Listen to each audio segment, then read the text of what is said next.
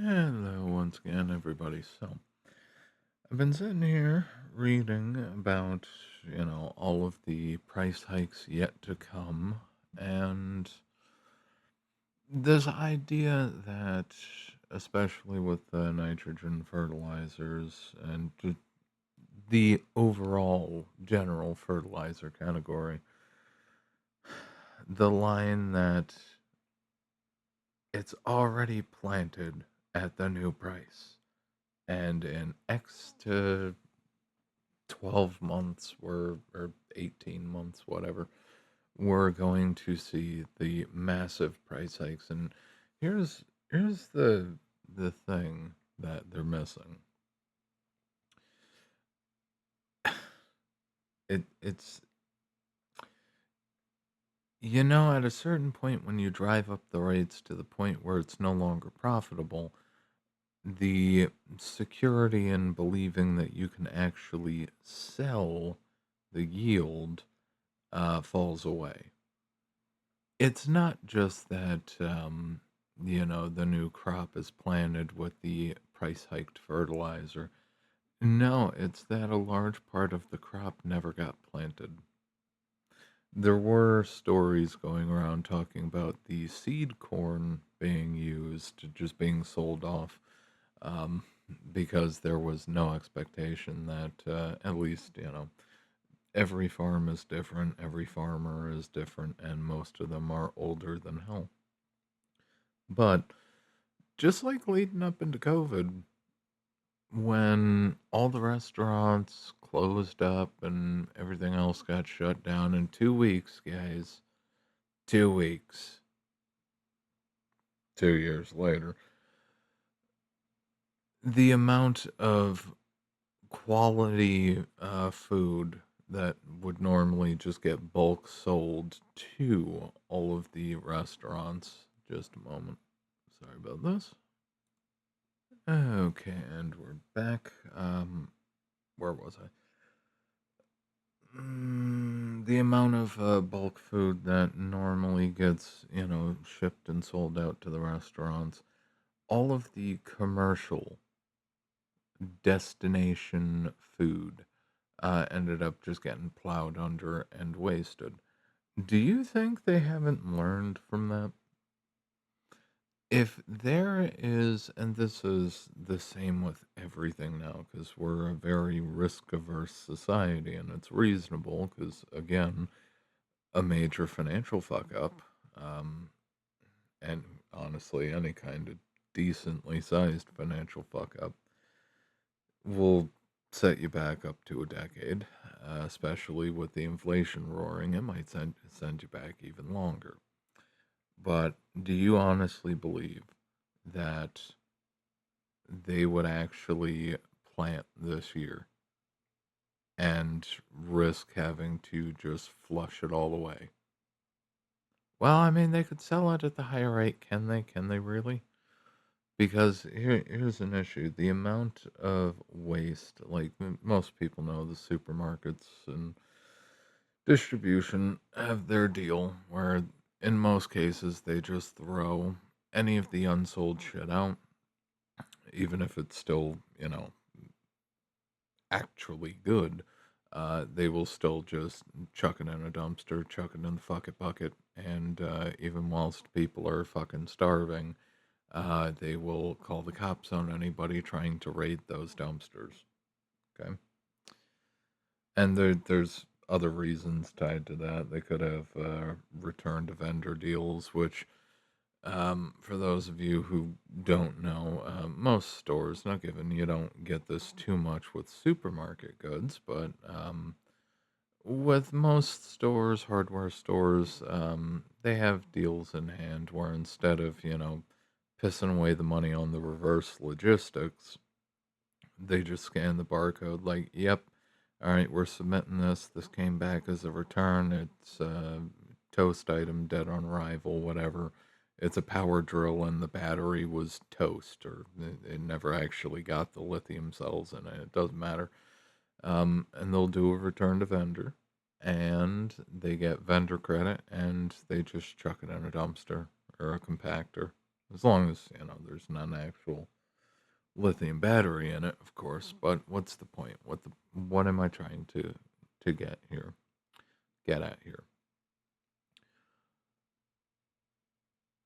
We're approaching the point where price is not going to matter anymore.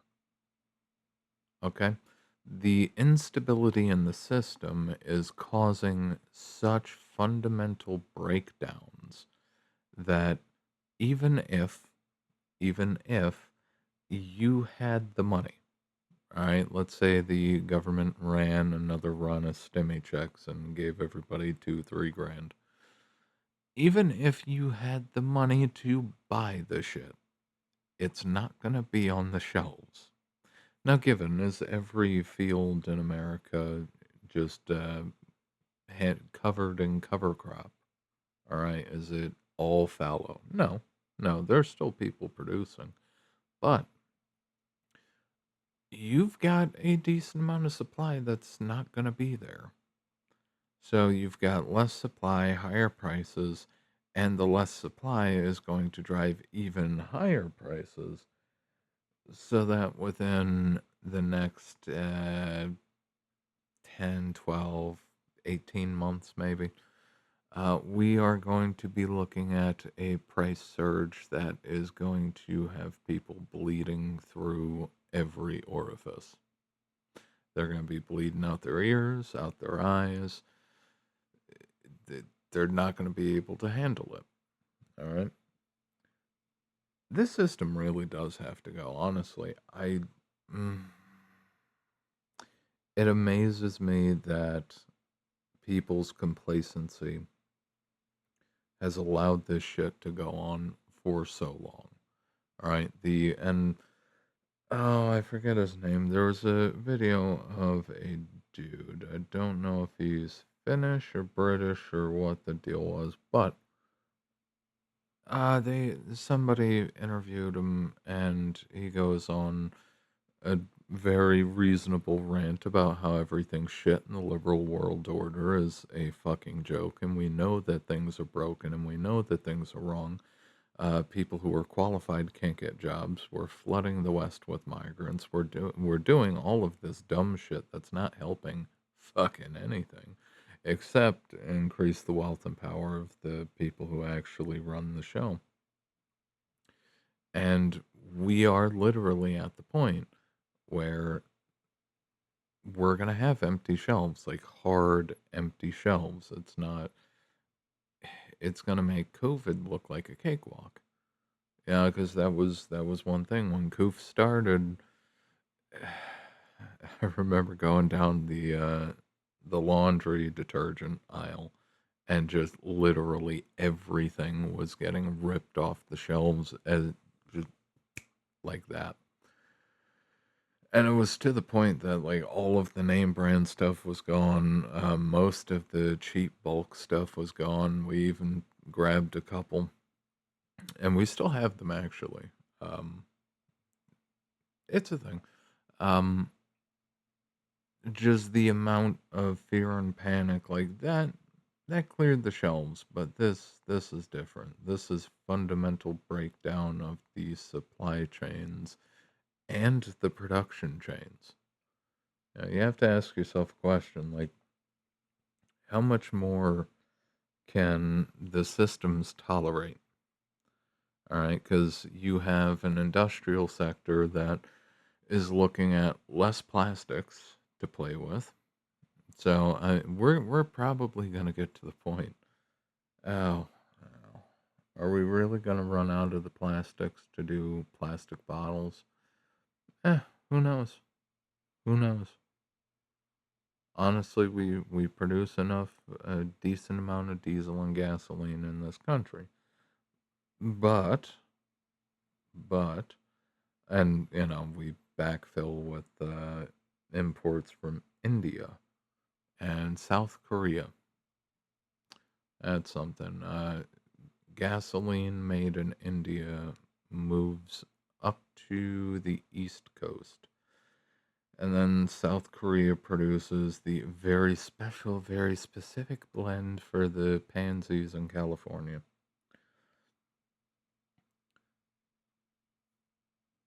We're gonna run out of base inputs for a lot of things. Now, the fucking with oil is the one thing that you could never honestly fuck with.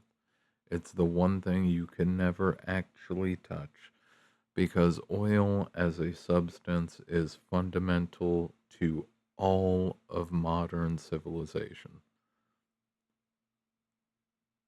It is a, oh shit, it's a dependency. All right. It is the most primary critical dependency to everything. All the building materials are processed with oil byproducts. All of the plastics, of course, cars are practically entirely made out of plastic. Of course, you got the use for fuel. There are so many things that oil byproducts, the entirety of the chemical industry, it all relies on oil or byproducts on the oil side or the extraction side. Oh God,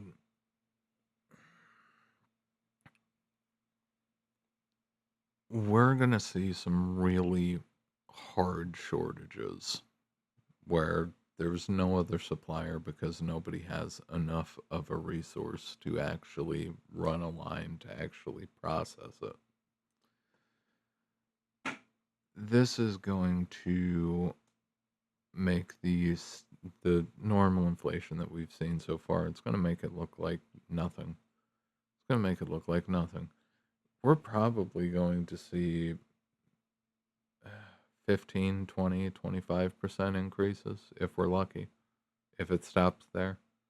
All right. Because, of course, depending on how many more critical dependency nodes get destabilized by this bullshit,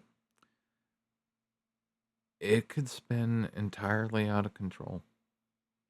And even though we do make a decent amount of diesel and gasoline, right now, um, most of it, the reason why the gas prices are still going up, most of it's going to Europe and to Asia. We're selling the gas that we need to run the country. Cool. I mean, it didn't necessarily cover everything we needed. I believe the numbers are high 80s in terms of gasoline, like 88% of our own gasoline we could do, and then 90 some percent of the diesel. All right. But if we're also supplying Europe, which is going to be in an even worse situation, but Europe is a complete basket case, and I got to talk about the bullshit with the totally not beheading in Ireland. I believe it was Ireland. Um, and then Asia. I mean, Jesus Christ, the mix there is even fucking worse. You know, telling all of the corporates that it's time to leave China and go to the Philippines or any of the other Southeast Asian countries, you know, island nation or otherwise, and start setting up production there. And now you're going to choke off the gas. You're going to choke off the fuel supply to where they have to do rolling blackouts consistently. There's not going to be, and I've said this before, like in terms of a business that's going to be worth doing, we are getting into the territory where it is going to make financial sense to make things in this country again, just because the corporations are going to run out of shit to have third worlders produce. They're going to run out of shit to put on the shelves here. All right. They are going to run out of shit to sell. All right. Because if the Philippines were manufacturing car parts or, I don't know, cheap ass tables, chairs, you know, IKEA quality stuff, maybe, I don't know. But you know what I mean. They're running regular blackouts in order to hold on to and stretch whatever fuel they got. You can't run a production facility there. You can't run it anywhere else in Southeast Asia right now. So where in the fuck do you get the materials from? Where in the hell do you get the finished goods to import and sell in this country from?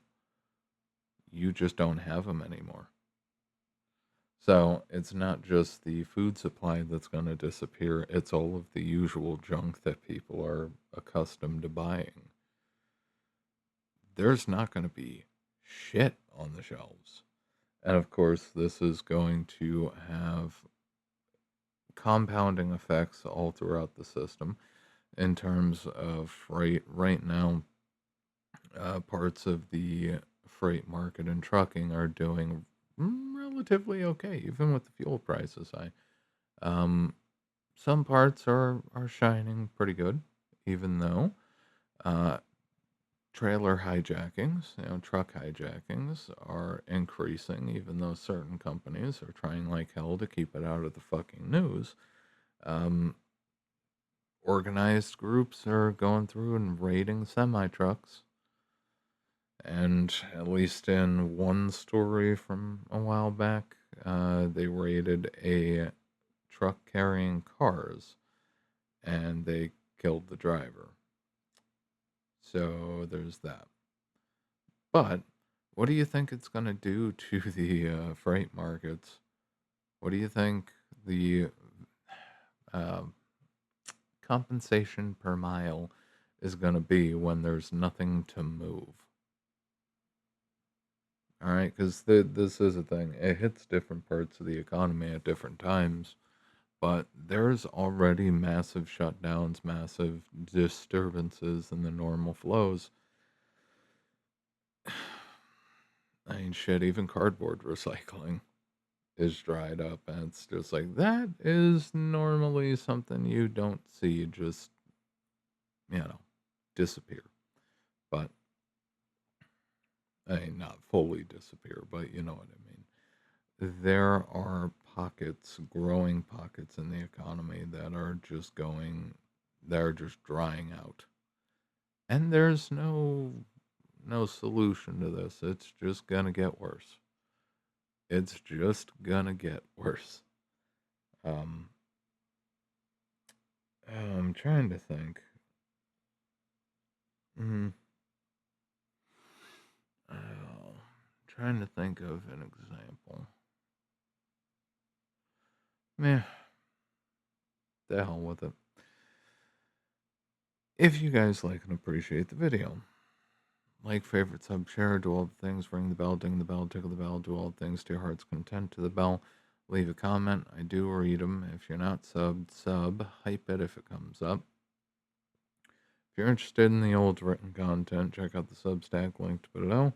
And there is a very, very, very good discount code that is going to be valid until August 31st. Which consequently, August is going to be a time to be alive. It's when the beginning of the next inflation surge because of the shortages. Um, that should be about the time it starts ticking up. So there's that. You guys have a good one. I'll see y'all next time.